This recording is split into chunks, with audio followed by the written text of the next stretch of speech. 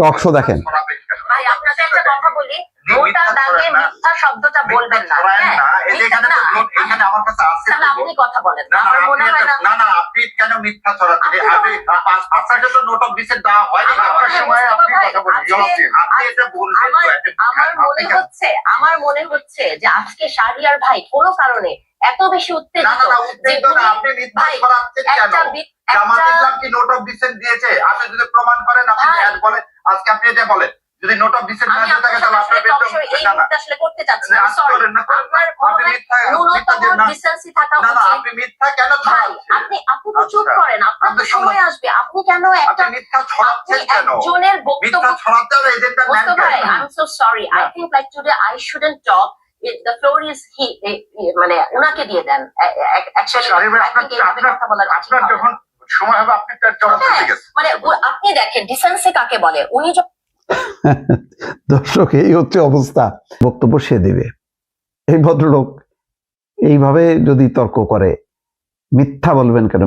আমার একটা বক্তব্য, সেটা তথ্যভিত্তিক না হইতে পারে, যে আপনার এই তথ্যটা সঠিক না, বা আপনার এটা কারেকশন আছে, এটা মানে ভুল বলছেন।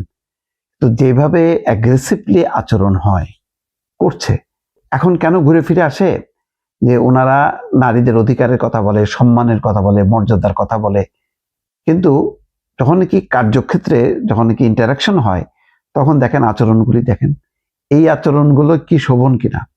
উনি বারবার থামানোর চেষ্টা করতেছে। তো নারীর প্রতি এত আপনাদের সম্মান, মর্যাদা, একটু তো থামতে পারতেন। আপনার সময় আপনি কথা বলেন, আরেকজনের আপনি নোট ডাউন করেন, নোট ডাউন করে আপনি তখন বলেন যে উনি এই কথা বলছেন, কিন্তু বিষয়টা তথ্য না, কিন্তু আপনি কথাই বলতে দিচ্ছেন না। এটা কি ঠিক কিনা, এইটুক বোঝার মানসিকতা যদি না থাকে, তাহলে আপনি তো এমন না যে আপনি একজন আলোচক, আপনি জামাতের একজন নেতা বা কর্মী, আপনি রিপ্রেজেন্ট করতেছেন জামাতকে, কিন্তু আপনি এই যে টেবিলে এসে আপনার আচরণটা কেমন দেখা যাচ্ছে। এবং প্রায় দেখা যাচ্ছে যে এখানে ওখানে বিভিন্ন জনের সঙ্গে, ওই সেই নিকোলের সঙ্গে দেখছেন তো, যমুনা তো, এখন তো নিকোলকে তো অনুষ্ঠান দেখাই যায় না। তো ঘুরে ফিরে কেন এই নারীদেরকে উদ্দেশ্য করে যদি এত মমতা থাকে, বারবার ভাইয়েরা, মানে বোনেরা, মায়েরা, এই শব্দগুলি যদি এত বেশি প্রযোজ্য হয়, তাহলে কই সেই সম্মানসূচক আচরণটা তো দেখা যাচ্ছে না। আমি পুরো আলোচনাটা দর্শক দেখলাম তর্ক বিতর্ক তো হবে, কিন্তু কিভাবে হবে? আপনি একজনকে বললো আর আপনি চট করে উত্তেজিত হয়ে তাদের থামাবেন? এটা কি হইতে পারে?